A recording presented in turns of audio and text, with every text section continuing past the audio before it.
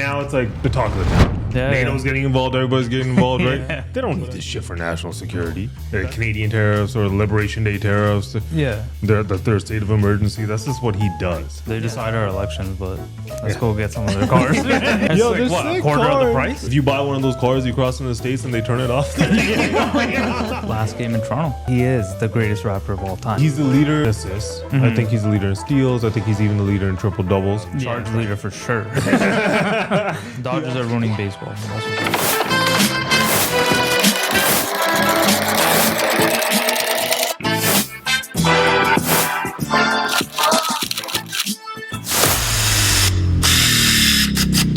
play the lottery a lot?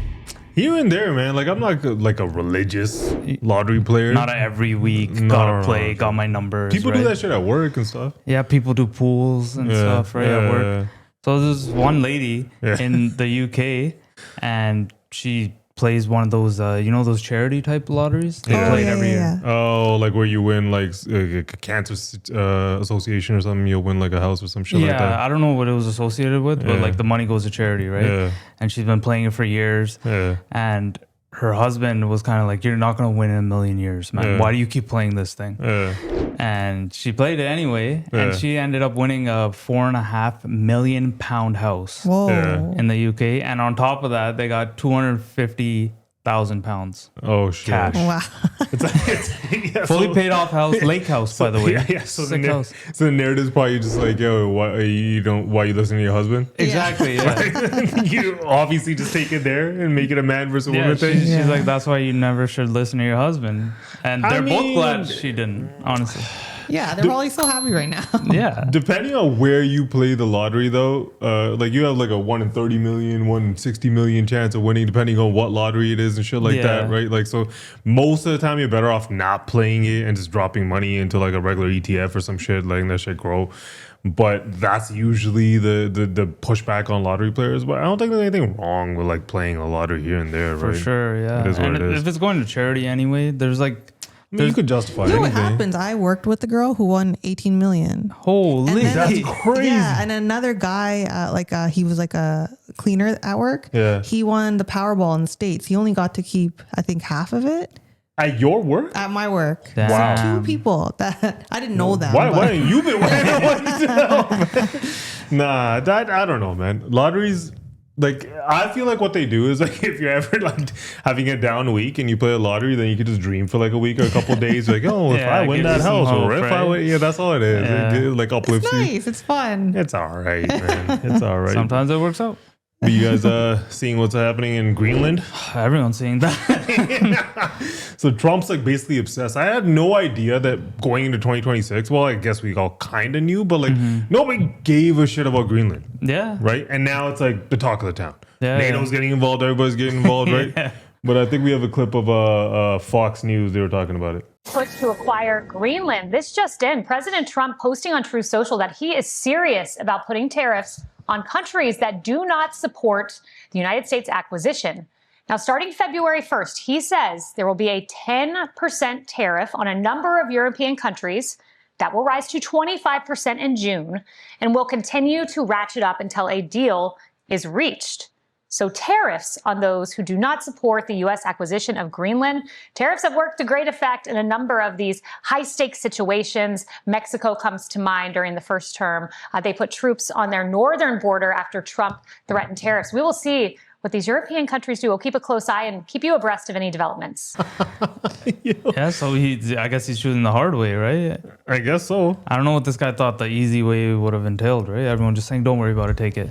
His whole angle is this national security thing. Yeah. Right? And like somehow, they need it for this golden dome, like we talked about it before, right? Yeah. And somehow that's going to protect Canada or some shit, right? Yeah. They don't need this shit for national security. That's just some shit that he uses the same way he used like fentanyl and all that shit for, Canadian tariffs or Liberation Day tariffs. Yeah. The third state of emergency. That's just what he does. Yeah, it's more of a like convenience and a way for them to get ahead. Mm-hmm. It's not a present threat at the moment. Nobody else is going for Greenland. And just taking it makes it a disadvantage to any other country in NATO or anyone, right? Bro, it's normalizing powerful countries bullying smaller countries. Yeah. It's right? coercion. That's all. That's what you're doing. Yeah. And like anyone, I don't see anybody like in Canada that is for this. I don't understand the pro-Trumpers in Canada that would be for something like this. I think even on the conservative side, Poilievre was saying some shit about how Carney should stand up and not back down from this. Yeah, because clearly the position that Canada's in, right? We rely on allies and we rely on international law, right, to maintain sovereignty, right? We're not exactly a military powerhouse, right? So so when you start normalizing things like taking over Greenland, or this kind of rhetoric is like, it's talked about, right? Yeah. Then you start to open the floodgates and you're setting precedents, right, that are kind of dangerous. Yeah.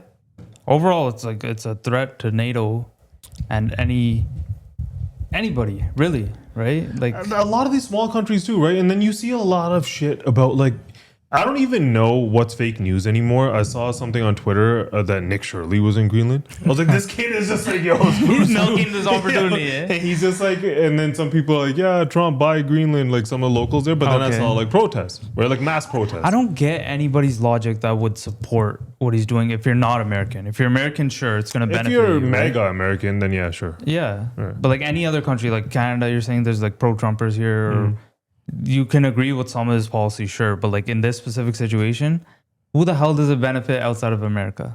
It's pretty stupid. And then saying that you're going to get charged 10% tariffs and then up it to 25% by like June 1st, right? You're treating this shit like a real estate deal or some shit, right? What are you going to do? Like what are you trying to crash the stock market, right? Like, and that's what everyone's talking about now. That's that he's going to crash the stock market. And then like at this point, whenever I hear Trump say something about tariffs, right? I just envision the LeBron meme, right? Like, just do it then, bro. Like, this is what we're gonna keep doing. Then just do it. Like we've been talking about tariffs since the first episode of this podcast. Yeah. It's his favorite threat. Yeah. Tariffs. Remember during the campaign on Rogan, he was like, it's a more beautiful word than love. Right? He was not kidding, though. He wasn't kidding. He loves tariffs, man. But I feel like he's losing it a little. He better get that tatted on him somewhere. But even from the national security side of it, if you're going to do this and be like, all of these European countries, you're all going to get tariffed, right? And Canada's in the mix, right? And we don't know what's going on with USMCA. And then you have side deals that these countries start making with China and start making with other countries. Yeah. Aren't you kind of, on one side, you're saying that you're trying to get China out of Greenland, and then on the other side, these so-called threats, right? They're making deals with who used to be your allies. Yeah, wasn't it the biggest threat ever to Canadians? Yeah, this new Canada-China trade deal, this shit. So Carney flew to China and he met with Xi. Everyone's been talking about it. Here's a clip of it. China's strengths, for example, in electric vehicles are formidable. They're undeniable. These are the most affordable and energy efficient and innovative vehicles in the world. Innovative. Yeah. And for Canada to build our own competitive EV sector, we need to learn from, partner with, and access and build supply chains with China. To help deliver on the full potential of these partnerships and to bring down costs for Canadians, we're going to start by allowing up to 49,000 Chinese electric vehicles into the Canadian market at the most favored nation tariff rate, which is 6.1%. Haven't we been talking about this? These Chinese EVs? Yeah. And how Canada should make some sort of deal? It's weird to watch where people fell on this thing and how the discourse is kind of unfolding with all of this. Because on one side, you have China, who's supposedly a national security threat. Yeah. Right? They decide our elections, but let's go get some of their cars. And then on the other side, you are backed into a corner because of Trump, right? You have a protectionist president, basically, right? Who's like, he doesn't want to do, he's not really giving any kind of inclination that he's going to negotiate on USMCA whatsoever. He already said it doesn't matter, right? Was he saying that? And the auto industry in Canada is getting killed. Decimated. Right? So what are you supposed to do? And then you have this, right? Which they're saying that 49,000 vehicles, right, are at 6.1%, and they used to be 100%, right? Which was what they did when Biden, I think it was Biden that did it, and then Canada just kind of followed suit. I mean, it's the first time even a prime minister has been to China in what, like almost a decade? Around a decade? Yeah. Trudeau didn't even go there. No. The whole time. No. That's crazy. But yeah, I mean, the cars are sick. Yeah. BYD, a couple of those other manufacturers, we've talked about them. Oh, they're so cool, man. They're cool and they're cheap. Yeah. Right? But what's to say that they'll even come here and how they're coming here? And if China doesn't want to build the cars here, right? And they start doing some sort of licensing deal. And now, I mean, I wouldn't put it past them. Yeah, if you start doing licensing deals with EV technology, American companies aren't going to touch it, right? Because they don't want that tech in the US, right? So you're going to get it like Hyundai, Kias. They're what's going to have this kind of EV tech, right? So it'll flood the market. But I don't know. It's like a tough situation. I mean, you forced their hand, right? What else was he supposed to do? They're not negotiating in the States with them at all. Trump just wants to keep playing this tariff game because he wants to keep everyone vulnerable and guessing and on edge. So like whenever they want to financially benefit, he can. He's made it purely transactional. And even him, I saw him outside the White House or something. Yeah. And they asked him, like, what do you think about that deal, China and Canada? He's like, they should be doing that. They should be making that deal. Well, what do you expect them to do? Like, all jokes aside, we like to rip on Carney and Trump, like whoever, right? We're just having fun, but you have to diversify. The auto sector here, like you said, is totally getting decimated. Like Ford's pulling out, a bunch of people are just like, the plants, Stellantis, all those plants got shut down. What are you supposed to do? I think what he did is what he had to do. But talking about Carney. Yeah, but is China going to start making auto manufacturing plants in Canada? I don't know when that's going to happen, if it's going to happen. If what they're doing is just bringing Chinese tech into Canada, then everyone's obviously going to be worried. Yeah, right? For sure. Because you already see bot farms, you see a whole bunch of shit, right? But man, I'm trying to get my hand on one of those BYD cars. They put Teslas to shame. It's like, what, a quarter of the price? They're sick cars for $45,000. They're sick cars, man. Yeah. They're sick cars. I can't hate on the cars, but it is like, I don't know. Canada had to do something, and a trade deal with China is like, what else are you going to do? That's such a weird thing to say, though. It's so weird. Yeah, I don't know. It's so weird. I don't know how to feel about this. I feel like you just gotta let this shit play out. Yeah. And I don't know. If you buy one of those cars, you cross in the States and they turn it off. Imagine that. You're at the booth trying to cross over or some shit. With your BYD car, they're like, we don't allow these. No, not that. Just flag you like on the bridge, like turn around. Your screen, like Elon Musk, just pops out. Like, they're friends again too, then. No? Yeah, they go back and forth. But yeah. But Air Canada. So what's this thing going on with WestJet, Air Canada, seats, some shit? Yeah. So it was WestJet. They introduced this new, they're calling it densified economy seating. Oh my God. What's I mean, I could never, man. We have a clip of the seating situation. Dad, can you just straighten out your legs there? Impossible. just straighten out your legs. Oh my God. That's crazy. Holy shit. How about you? Yeah, well, I'm going to be sharing my leg sprain for the camera. What? No, man. New planes. Yeah, you have to pay for the other leg.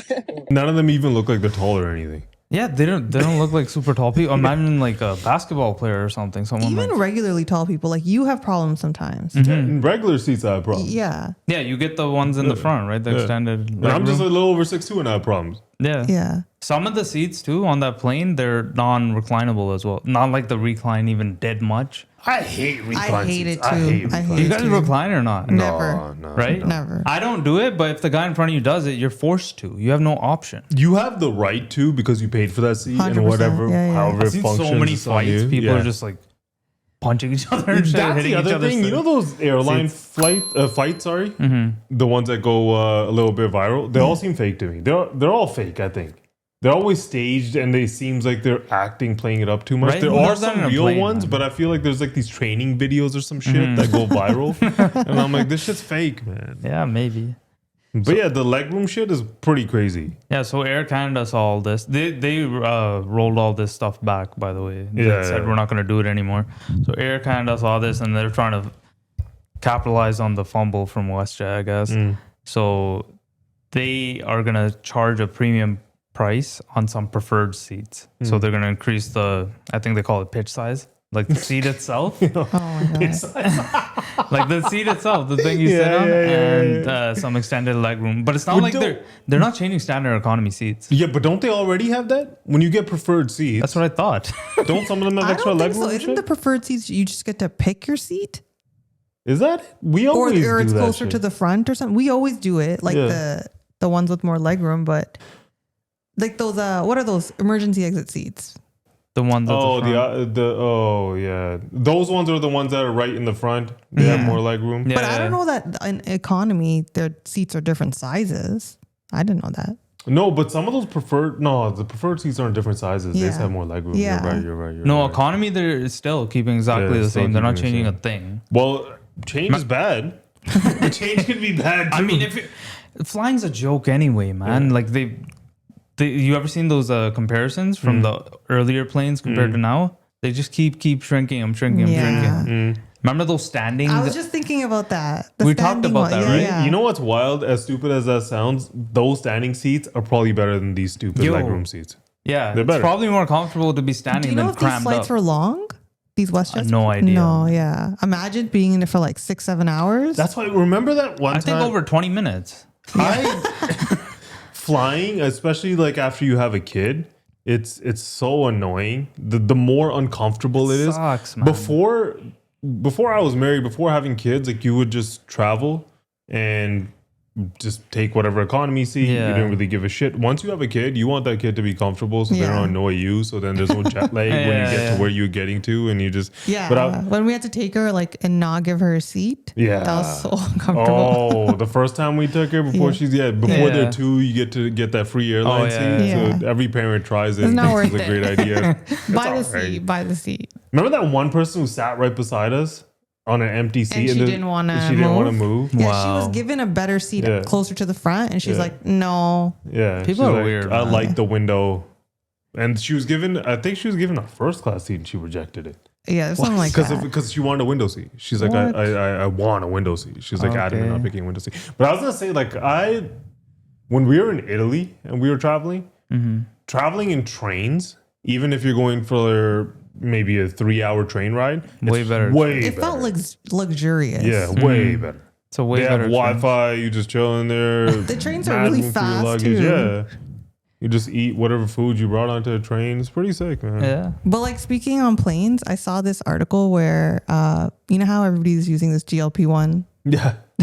a drug or whatever. So planes are thinking they're going to start saving money on gas because everybody's getting lighter on these GLP meds. I mean, people are losing a lot of weight. They are, but that much significantly. Nah, that's just bullshit. Like, I feel like Someone projected like $500 million in this year. Yeah. I don't know if that many people lost that much weight. Maybe they're just saving on fuel bigger because in people the are flying. States too, right? The whole Ozempic, GLP-1s? all those, yeah. I think they're kind of big everywhere. Well, a pretty famous person was talking about GLP-1s the other day. Miss Oprah Winfrey. Yeah. We have a clip. I thought I was overeating. I was standing there with all the food noise, what I ate, what I should eat, how many calories was that, how long was it going to take. I thought that was because of me and my fault. Yeah. Now I understand that if you carry the obesity gene, if that is what you have, that is what makes you overeat. You don't overeat and become obese. Right. Obesity causes you to overeat. Right. Obesity causes you to have all of that food noise. And what the GLP-1s have done for me, and I know a number of other people, is to quiet that noise. Yeah. Obesity causes you to eat. It's the other way around. Yeah. You eat, you become obese. Yeah. There's no obesity gene. There are like genetic factors associated to being obese.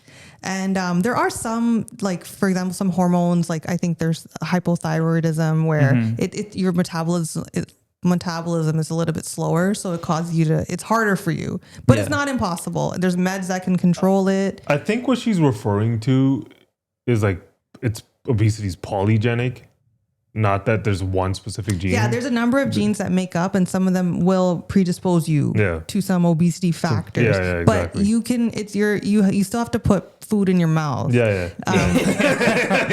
know, it was funny. So RFK tweeted after she did this thing. No way. Yeah, so he was like, "Dear Oprah, yes, you are overeating for years. There's no mystical obesity gene puppeteering your fork. It was your choices. Stop selling surrender as science," which I agree with. Yeah. Our kids deserve the truth, and the change is personal accountability, no excuses. Yeah. I don't know. I feel like people just make excuses for everything. Just say you like eating and you hate working out, right? Like if you don't put in the hard work and make a lifestyle change, of course it's you're gonna put that weight back on after you stop taking the jab, right? Yeah, I mean, I get, like, okay, I will say this. I think for a lot of people, a weight loss drug that helps them get back into shape, right? And get off that 40, 50, 60 pounds if you're that much overweight, it's probably a good thing, right? Because some people, it's hard for them, whether it's a time management, stress management thing, right? Or they need like a jump start. No, just bad habits in general. Yeah. Even what she's talking about, right? Like, I think that it's more so like you're probably genetically predisposed to like retaining weight, things of that nature, right? That's or let's say your parents are obese, you're going to grow up in an environment where the food is going to be maybe a little bit different.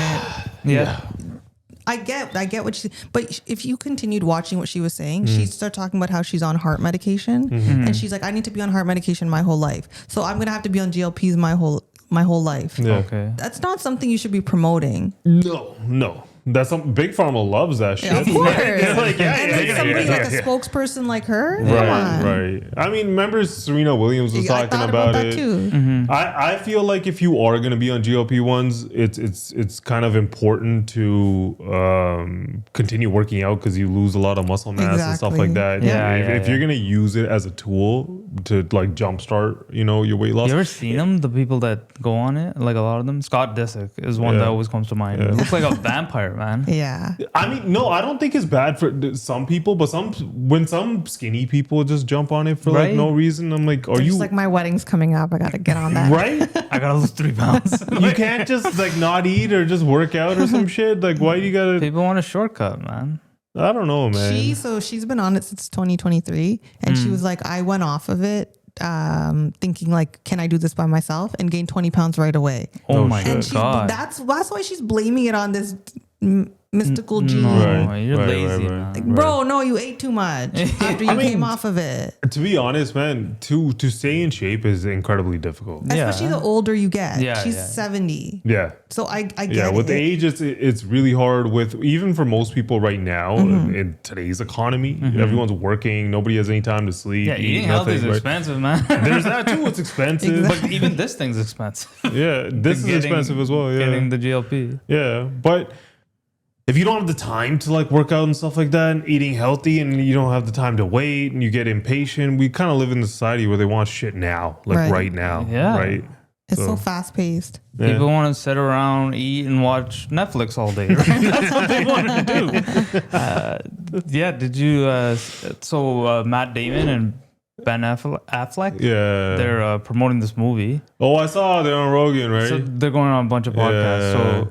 So Matt Damon actually had a interesting take on like streaming movies. You're watching in a room, the lights are on, other shit's going on, the kids are running around, the dogs are running around, whatever it is. You know what I mean? It's just a very different level of attention that you're willing to, or that you're able to give to it.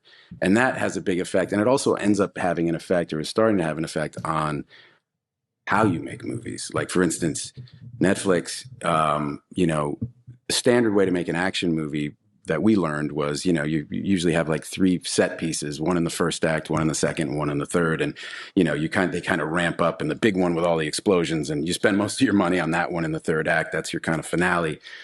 And now they're like, can we get a big one in the first 5 minutes to get somebody, we want people to stay tuned in. And can And, you know, it wouldn't be terrible if you reiterated the plot 3 or 4 times in the dialogue because people are on their phones while they're watching. You know what I mean? Crazy, right? I mean, he's kind of right. He is right. I agree with him. He is kind of right. Yeah. Because I think whenever when we start watching movies, we'll be like, put your phone away. Yeah. Right? Because we keep looking at each other. Dude, I have to put it away from myself, like out of reach. That's the only way I'm going to pay attention. I mean, yeah, and you're hitting up people. But think about the world we live in, right? Like the TikTok world, the Reels world, like everything's like these little dopamine hits. So that's what you're used to. So we've kind of trained ourselves to society has, right? To have this attention span where you social media did this. Yeah. It's getting worse and worse and worse. Though. Yeah. And Netflix is putting out a lot of content, but it's really like to sit through a movie or even a TV show, to even find a movie or TV show, right? The time commitment these days, like 90 minutes or 2 hours, whatever it is, it feels so long that you have to go on Rotten Tomatoes, you go on a IMDb, you go on a couple of these websites. Exactly. Is it worth my time? Oh, it got 70%, it's 60%. You go read some reviews. Oh no, it sucks. Now you're searching the top 10 horror movies or whatever you're into of 2025 or 2026, and before you know it, it's like you've wasted 2 hours. Yeah. And you're like, and then when you start the movie, it's not good. Even like as to what you were saying before, like we're so busy, we're so tired, we're so mentally like drained. Sorry. And then you want to watch a movie. And these movies are not short. They're 3-hour Avatar. Avatar. That was like a 3.5. How long is that thing? It was long. I still haven't gotten around to watch it. But you know, one thing I was thinking about, right? Like, it's kind of in a way become like the new music. Like, it's so I do it. Like, if you're cooking or cleaning or something, you throw a TV show on. It's like background noise, right? You're almost like just not even paying attention to it. So you you're already telling yourself, throw it on, and I'll chuckle when I hear the joke or whatever, but I'm doing something else. That's mainly though podcasts. That's mainly like throwaway TV shows. Netflix got a bunch of podcasts now too. They do. They do. But it's mostly sitcoms, movies and TV shows, whenever I start doing it and I'm not actually into it, if I put a good one on it, you'll ruin the movie for yourself. Exactly. Like, and then it's ruined. You're never going to finish it. If it takes you 3 days to finish a movie, it's not. Man, that's why it's important to keep movies in theaters, right? But it's wild, like their whole take on it. Like, he's like, within the first 5 minutes, they want to have a big action scene to like pull somebody in. And then you have to reiterate the plot. Script because... The plot, sorry. Yeah, people don't have enough attention span. You're like, hey, retard. This is what's happening in the movie. Oh, I forgot. Oh. Is that why? I saw something where movies were actually made differently before. So they exactly to what he's saying, like they needed to change that. Because of our imagine like the production budget and even like the monetization aspect of movies now, right? Even with this Netflix Warner deal. Netflix rumored to like they wanted to bring movies to quicker, right? Netflix within 17 days. 17 days. So imagine these massive Marvel movies or something like that, right? Where you make like obviously not Marvel, but like no, Marvel was part of that deal. Was it? The Warner deal? I'm not sure. Yeah. You spent so much money making a movie. If it's only in the box office for 17 days, you don't recoup that. It's almost not worth it to put movies out in theaters for a lot of these like production companies and stuff, right? Because unless it's a sequel or a Marvel movie or an Avatar or like a big thing that people want to go and watch. And I don't think they make just as much money. I don't even think it's close to a licensing deal with like a Netflix or Prime or whatever. Exactly. They make way more money on the box office sales, right? So in 17 days, that's probably only 2 weekends. People aren't really going throughout the week that much. So that's not a lot of time for them to go to make the money. I already do it, man. I'll see a movie or a trailer or an ad or something and I'll be like, I'm just going to wait for this thing to get on streaming. If it's coming in 17 days, I'm not even thinking about going to the movie. Because I'd probably get to watching it in like 2 weeks anyway when I have some free time, like you're saying, right? Exactly. But also, I think there's this argument to be made that most people like to watch movies at home now. I like the theaters, man. I'm a movie lover. I like both. When you have children. Yeah, as a parent, it's way more convenient at home. You don't have to get a babysitter. You don't have to drop them off to grandparents' house or anything like that. You just, kid goes to sleep. You guys watch a movie. Pretty cool. I mean, overall, it's ruining the quality of the movies. That's clear. How many garbage movies do you see? There's a lot of them. So many like bad throwaway ones, movies.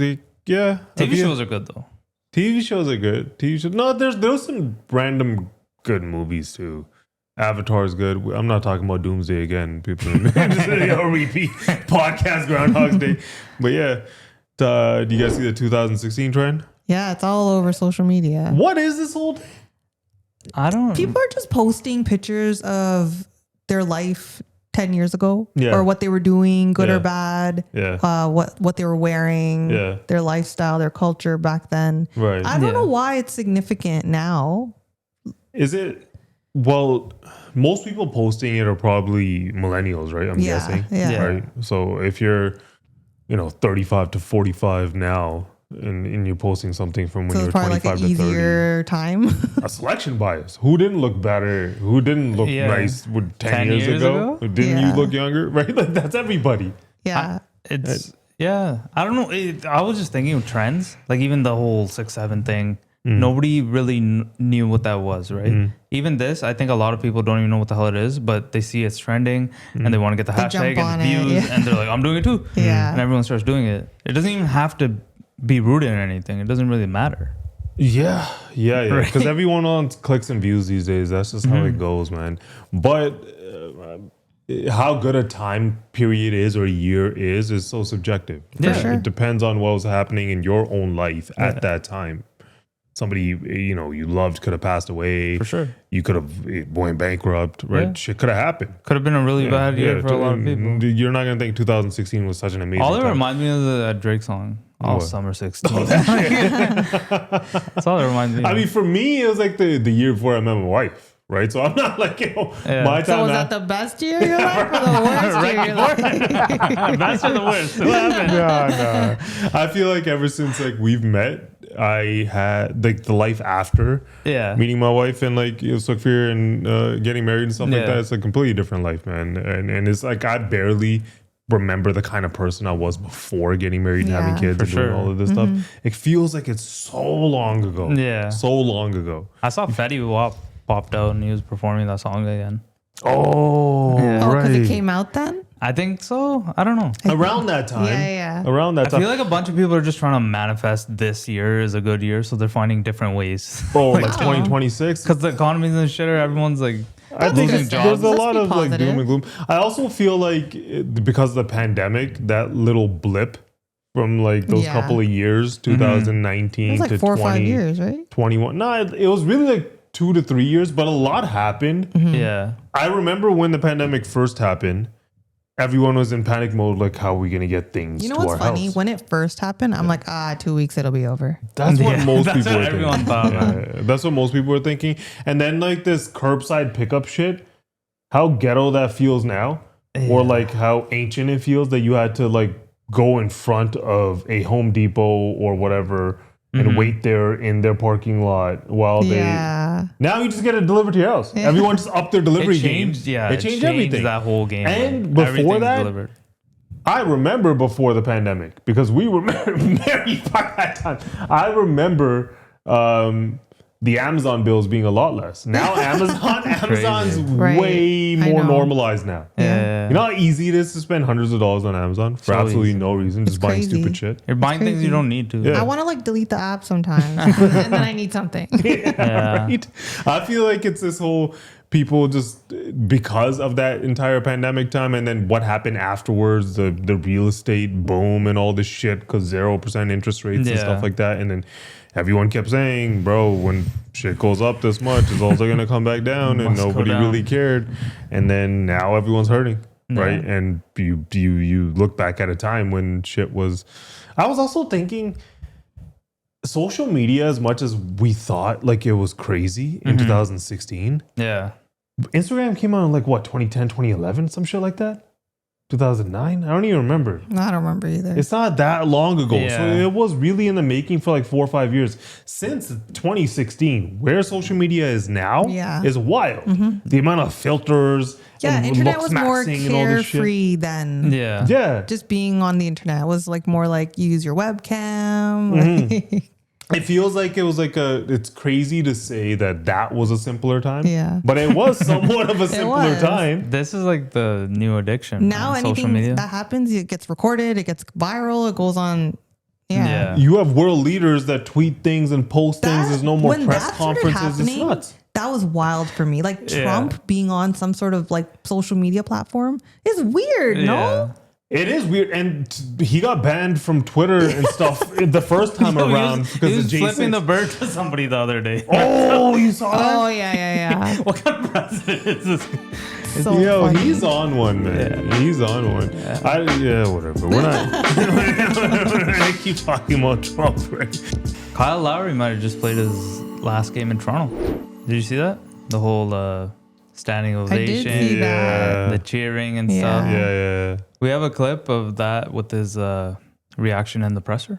Great teammates and a great coach who understands the moment, who I have a championship with. But it was a good team win for us, and I got an opportunity to experience probably one of the greatest basketball moments of my personal career. Before that moment, what was it like sitting on the bench and hearing those chants? I had Trendon Watford, and next to me sitting on the bench, and he was like, "Come on, Kyle, you gotta go in, do what you're waiting for." And it was just, it's cool to have teammates like that and just listen to the fans. And I mean, that's why I always say, they are the greatest fans in the world to me. They've been supportive of me and my career, and a lot of the things I've accomplished in my career was in front of these fans, and that's why this place is so special to me. That was nice. Nah, that's cool, right? Yeah, that is cool. I feel like he's like the main why people started popping off outside of outside of him getting it was Matt Devlin when he was just like the greatest Raptor in franchise history. I mean, what do you think about that? So to me, there's a couple of people that popped to mind, right? You have Kawhi. He was the highest peak talent that Toronto's ever had, right? Yeah. You have Vince Carter, who's arguably the most iconic. Most athletic. Athletic, yes, but also most iconic Raptors player ever because he essentially started the basketball fandom in Canada. Yeah. 100%. Right? It started going all crazy because of Vince Carter. Without VC, I don't know if you have all of the craziness or if it comes later or whatever, right? Yeah. And then there's obviously DeMar DeRozan, McGrady had a short little stint. But I don't even put McGrady in that. To me, it's Kyle Lowry, Kawhi, VC, DeMar DeRozan, right? At Bosch didn't really have anything. DeMar DeRozan, he was great. Fans loved him, loyal to his DeRozan city. has all the records. But Drake and that Kendrick thing and the way that unfolded, weird, that kind of soured some shit with Toronto because, not like us, some people frame it as like a Toronto diss track, not only just a Drake diss track, other people feel differently. So like that kind of shit up for him there. But Kyle Lowry is like, Kawhi won that championship, sure, but Kawhi told you he wasn't going to be here, period. Right? He won a championship and then he left, right? Yeah. Did you see this other shit with him where he was recently, somebody asked him about the playoff Kawhi? Yeah. And he's like, that's the shit you guys make up. Yeah, he's like, I don't even know who he's like, that I'm the is. same guy. Kawhi I'm the same guy. Crazy, There's nothing playoff for him. But yeah. It's a cool moment though. Like I was watching the game too, and they were just chanting like "We want loud." They're getting blown out anyway. And then Nick Nurse is their coach now. Yeah, I saw that. I forgot that for some reason. I'm like, oh shit. Yeah. So obviously he was gonna put him in. It was cool, man. But the whole the debate that you were saying, I guess like for me, there's a distinction that like people not from Toronto don't get it. I guess that he's not the best player to ever play in a Raptors jersey, but he is the greatest Raptor of all time. He got the job done. He got the title. In a closeout game 6, he was a big part of that game. He's getting the jersey retired. He's getting the statue. He's gonna get it all. He's getting all the praise. I'm pretty sure he's the leader in assists. I think he's the leader in steals. I think he's even the leader in triple doubles in franchise, right? He also has charge leader for sure. He also has that one championship, right? Like you said. But greatest Raptor, I think as a bias and recency bias for sure. And I think Toronto as a city remembers that whole championship run and what it felt like. So I think, yes, for that reason, people are going to be like, he's the greatest Raptor ever. But to me, it's always going to be between him, Vince Carter, and Kawhi because of the championship, right? Yeah. But like, as a Toronto people, right? Not just Canadians, but like people from Toronto. Yeah. I think it's between Vince Carter and Kyle Lowry, kind of. Yeah. Because Kawhi never wanted to be here. If you don't want to be here, how can you be the greatest ever to play here? For me, it's easy. Peak talent, Kawhi, sure. Yeah. Right. Most iconic player to ever play, Vince Carter. Greatest Raptor ever. You could put Kyle Lowry in that conversation. Why can't you? Yeah, I think best player ever to play in a Raptors jersey, Kawhi. Easy. That shouldn't be much debate. And there is debate there. Oh, sure. For me, in my opinion. Because Vince Carter didn't play to his highest potential in Toronto. The way he left, he Kawhi was that just too. at his peak talent. Yeah. Peak talent. Yeah. That's the only time we've had a player at the peak of their career. Yeah, we had to steal him. And it was his last good year that he had. Yeah, right? Yeah. That's crazy. Let's shift over a bit to the NFL. John Harbaugh is on the Giants. It's official. Pretty big news for them. Giants had the worst record in the NFL over the last decade, probably. Yeah, I think it's a good move. What do you feel about the move? I feel like it's their best coach since Coughlin, right? For sure. Yeah. You have a core there with Jackson Dart and Scatabo. Yeah. Right.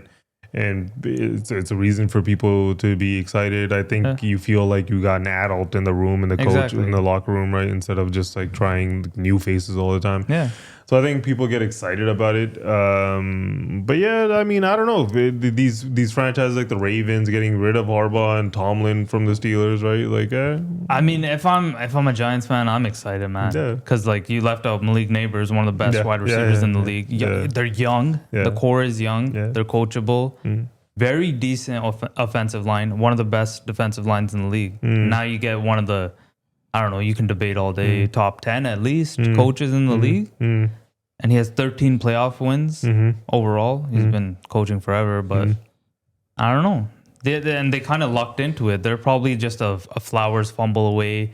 And if Lamar stays healthy, get him the playoffs. And I don't know, look at the teams in the playoffs. He could have went pretty far, maybe all the way. You never know, right? Yeah. So they kind of lucked into it. They should be thanking Lamar for getting injured. Yeah. I mean, I think it's good for the Giants. They need to do something. For sure. Right. They're finally looking good again since the other lucky team they had back in the day. But another team that keeps getting lucky or paying their way through it. I don't know. Man. We lost Bo Bichette. Marner beat us in his first game against the Leafs. Yeah. And then the Dodgers land Kyle Tucker. That was a wild 2 days to be a Toronto fan. Yeah. It sucks, man. Because all the other moves, like we'll talk about the Dodgers, I guess, but all the other moves we made was pretty good. I think we have one of the best pitching rotations, if not the best in the league. Everything they were doing, I was like, okay, I'm with it. When are you going to sign Bo? And when are we going to run this thing back? Yeah. Do you think I think he might have just felt slighted a little bit, No. He was an afterthought, kind of. I don't think it had anything to do with that. I think it's just a money thing. I think who's passing that up? Yeah, I think as a Blue Jays fan, because when you see Kyle Tucker going to the Dodgers, right, and you're sitting if you're sitting around hoping Bo is gonna re-sign with the Jays and then he doesn't, right, you're just like, oh shit. Right, and everyone's like, "What? We didn't even get Bo." Right? As if he was already in the bag. Yeah. But if you look at their AAVs, he's making more money than Vladdy in 2026. Right, he's making $42 million. Right, Vladdy's making $40 million. That's a hell of a price tag for Bo, man. That's like you're overpaying a lot, like crazy. So they had to though, the Mets, because they missed out on Tucker. They were all in on Tucker, and they're like, oh shit. Yeah, the Phillies were like teams were like panicking, right? But I think they made that playoff run basically without Bo, right? Yeah, if I'm going to like, if you're gonna actually come to your senses, right? Adding Dylan Cease to the pitching rotation, you have a stronger pitching rotation. Because remember, even in the World Series, towards the end of it, whenever we'd go late into innings, deep into innings, our rotation, man, that's where you weren't ever scared that the Jays can't just smack one home, right? Hit a dinger and then we win the game. That much we had. The pitching rotation, everyone starts looking tired, right? So I don't know. You could argue right now that even with Bo gone, this is a better team than last year. I mean, I guess you can make that argument. A lot of Jays fans probably don't feel that way, but For sure, you can make that argument. You can make that argument. Yeah, but I see it from both sides. But I've been the hating on my franchise kind of fan when it comes to the Maple Leafs here and there. But when you have a good team, man, I was talking to a couple of my friends over the weekend and shit. Like when you have these kind of teams, you gotta just ride the wave, man. They don't last forever. Yeah. If you have a team that can dominate, stay top 2 in the division, you're in it in October every single year. If that lasts for like 3, 4, 5 years, that's a great time to be a fan. Just enjoy it. I mean, passing up on both those guys might look good in a little bit. Maybe the two of them, Tucker and Bo, they have they're in the top 5 for AAVs. In the league, which is wild. 40 mil, like bro, people were just panicking. This one, the Dodgers though, man. I mean, you don't know with injuries and stuff what can happen in baseball. You have no idea. But I mean, we'll see. It's crazy, man. No salary cap. Their luxury tax alone, this team is $165 million. That's higher than 12 teams' entire payrolls. Oh my God. Their luxury tax. That's yeah. And they have $1 billion in deferred money. But the Blue Jays have a massive payroll too. But that team's like you take the comparison that was being made was that 73 win Durant Golden State team. You throw James Harden on it. That's what they just did. Like a prime James Harden? I don't think Kyle Tucker's a prime James Harden. There's some mixed reviews on that guy too. Yeah, I mean, the baseball's a little different, man. But there's a lockout looming, man. Then there's that too. These guys have a $2 billion roster. Yeah. I mean, do you think salary cap would do good for baseball? I don't know. It would stop this. Yeah, it's never been a thing. They don't like it. They like to spend money. Yeah, with the bigger franchise. They also win a lot. Oh, the Dodgers? Yeah. They're paying this $165 million tax. But I mean, I still think the Jays are in this thing. Oh yeah, we're not going anywhere. I'm not even down or like sad. Like for a second, I was like, "Shit, we need a Bo." It just sucks because Bo was there from the jump, For sure, but it's crazy to pay Bo $42 million. That would have been overpaid. Vladdy's getting 40. You're gonna pay Bo $42 million, man. That's wild. That's crazy. Because then what if he gets injured now, and now you're? We don't even know if he's completely healthy. Right? Yeah, we don't know what's going on there.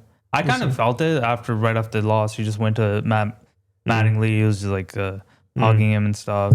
It kind of a little bit felt like that, but you just kind of like hoped that he would just resign, right? And they were trying to, I think, get everybody for an okay price tag and convince them, trying to be like, "Yo, we're going for a World Series." Try to get everybody on the same squad. Yeah, man. But I guess that's not how baseball works. You pay a luxury tax, right? Dodgers are ruining baseball. That's what's happening.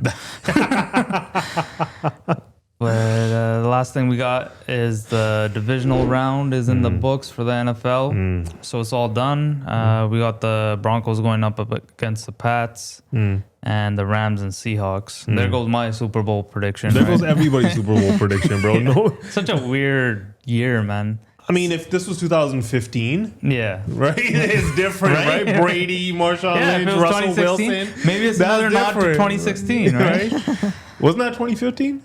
Whatever it was. Whatever. But when all these teams are really good. Trend. Okay. I just have to ruin the line. Yeah. So like the Seahawks, Niners, that was a blowout. Yeah. Then you had the Pats winning pretty handedly. CJ Stroud is not that guy. You guys need another QB. Yeah. No real surprises there overall in the divisional. But you got to feel for these Bills, man. Josh Allen, he's such a likable guy. Yeah.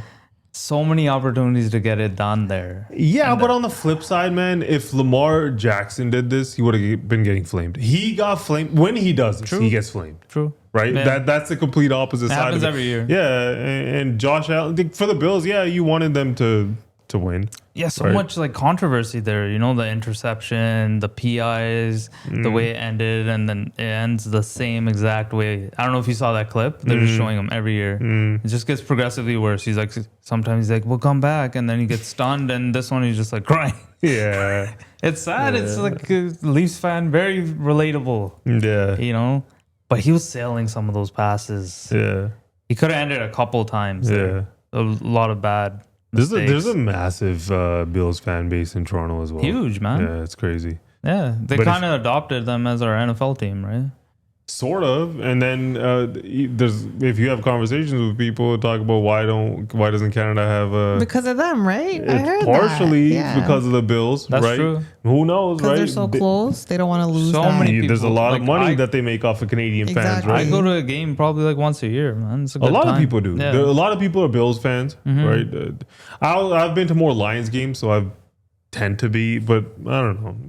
NFL for me is like I just watch every team, kind of just enjoy the game. I'm not like a diehard for any team, but there are people like I have friends who have no business, like they're not from Pittsburgh or Baltimore, right? Huge Ravens fans, huge Steelers fans, right? Huge.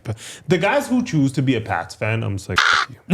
Like you're gonna pick the one team. That's like right, being during a the Dodgers Brady fan years, right now, right? Yeah. I like baseball. Who's your favorite team? The Dodgers. Get out of here, bro. But this he might not get another opportunity like this. No Mahomes, no Lamar, no Burrow. I mean, joking aside, man, it does suck for him, man. He's one of the best QBs in the league. 100%. Right. And then you have a shot at doing it. And and then Denver's It's a bad team though, man. They got to put some receivers around this guy. He's out here throwing to Brandon Cooks like it's 2016 or something, right? And this 2016 team, bro, is just relevant, eh? It's just in my head now.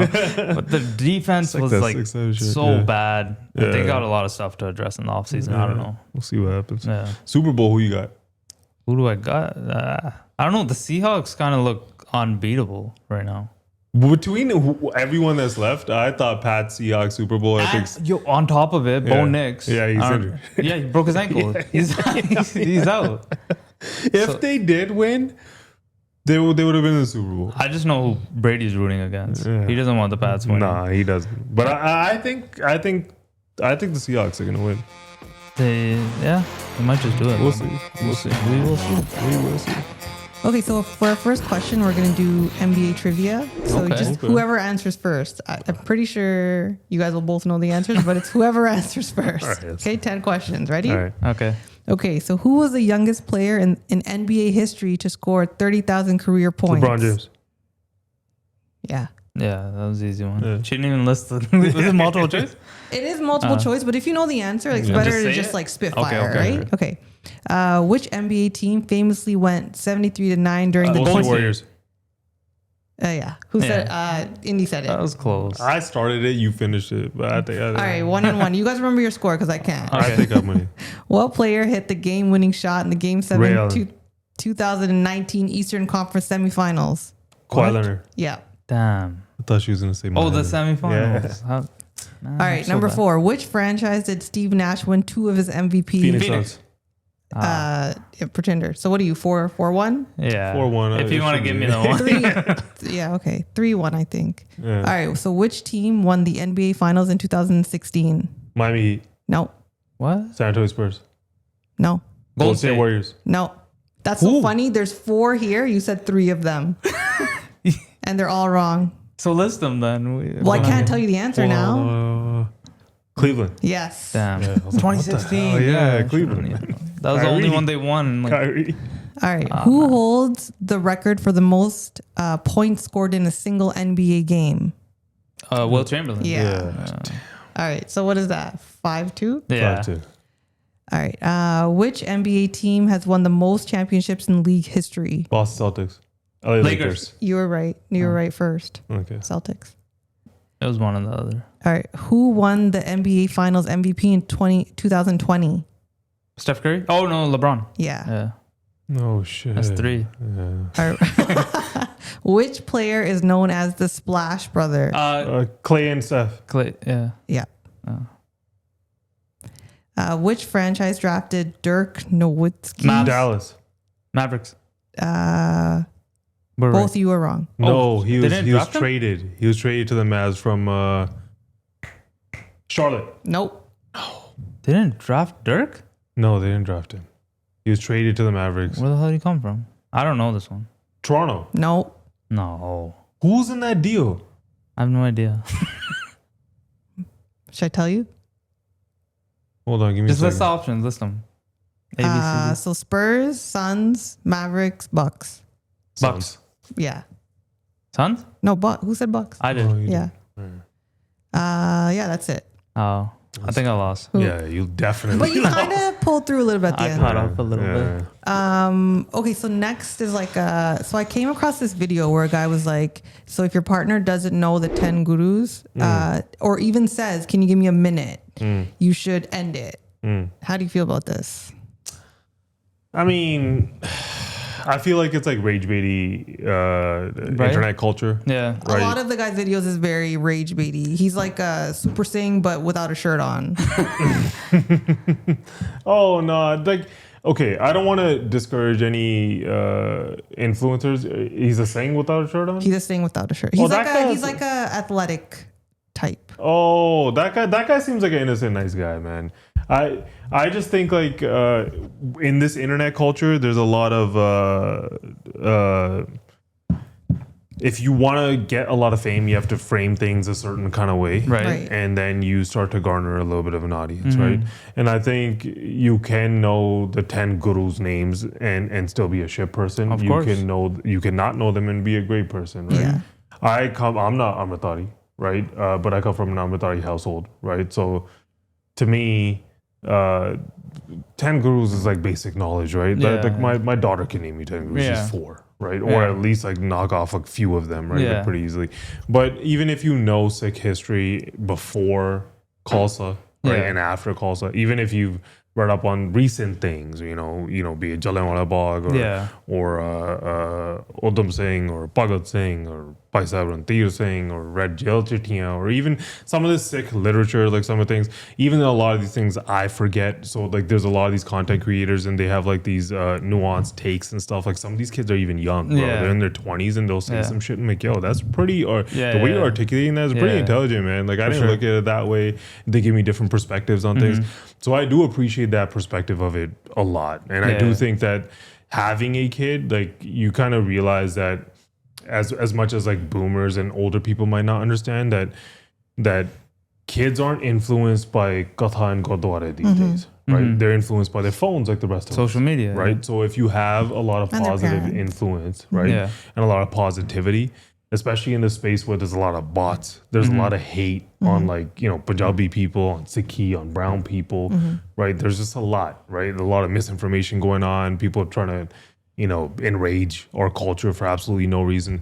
With that kind of movement, it's kind of nice seeing a lot of Punjabi influencers, Sikh influencers, right? And starting to create platforms and gaining traction.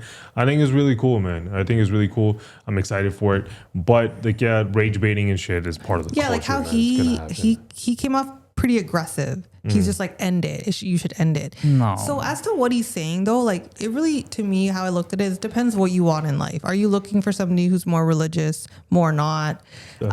When you think about that question, that's like the basic first thing you learn about Sikhi, right? You're in a Punjabi school, Gormouth camp. That's what you learn. So I think maybe if he's saying like, if they don't even know that, they're not the one for you. But if that's what you want. Yeah, that's on like some people don't really care about religion. Some people do care about religion. So if he's saying it like that, I get it. If you're looking for a wife, right, and that's what he's talking and that about, knows a little bit about Sikhi, or even and you're like hardcore journey, religious, yes. right, and then it's not gonna work if that person doesn't know basic facts, right? Then it's not gonna work, right? Because if your morals, values, the way you view religion and the path you're on in life, if they don't align, then life gets really difficult, right? So then in that perspective, he is right. But when he's like, don't even let them pause, like I gotta pause too. Like, I know all of them, but I need a little. That's second. that rage baity part of it, man. That's all that is, man. Like at the end of the day, everyone has a different interpretation on Sikhi and stuff, right? Even us, like growing up, we're all from Amritari households, right? But we're clearly not Amritari ourselves, right? Like we, you know, grew up learning how to read and write Gurmukhi, not Punjabi, right? From a Ladidas group. And anyone who's done that knows that even the way the words are divided, right, are argued, right? Like, oh no, this word, like, and people get because it's all one word. Where do you cut it off? and the fine details, like people argue about stuff like that, right? But in reality, Like there's a humility to Sikhi, right? That's why you sit on the floor. That's why when you matha take, you bow your head. It doesn't matter who has how much money and who has how much knowledge, right? Yeah. A wealth of knowledge about any topic doesn't make you a better person than anybody else. It can make you a more intelligent person, sure, right?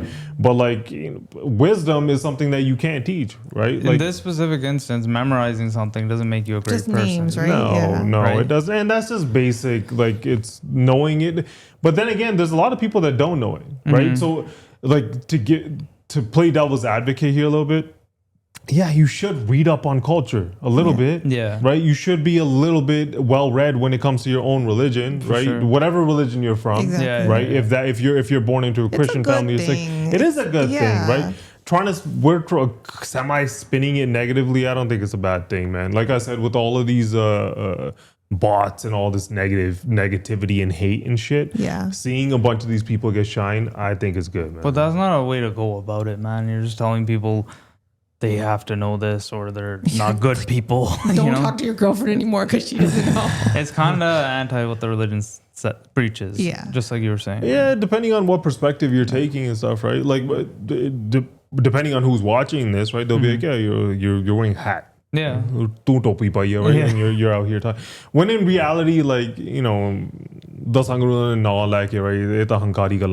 right? It's not really, you're trying to say I'm better than because look what I know, right? That's what that shit is. Yeah. That doesn't make you better. Right?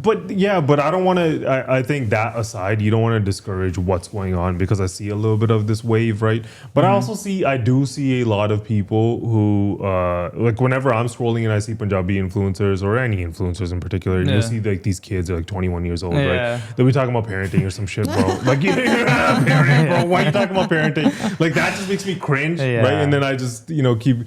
But if I see like, like I said, sometimes they'll give some very good things or some takes on right? Like, especially like Sikhi, because I haven't been reading up currently on it at all, right? All of my knowledge on Sikhi is probably into my mid 20s. Right. By the time I was 30, I stopped, right?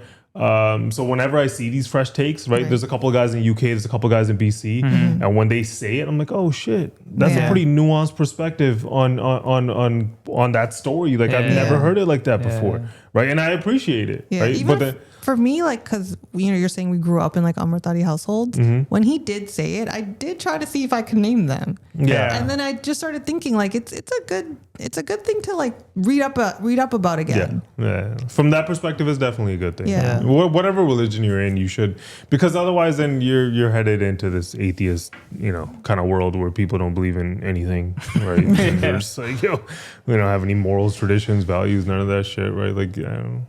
To each his own. To each his own, yeah. To each his own. For sure. Yeah. And with that, remember, we're not experts on anything. Neither are any of these other people. Right? And you guys should always do your own research. Keep it positive, man. Try to stay positive in 2026. It's not 2016. It's 2026. We'll Take care, everybody. Peace.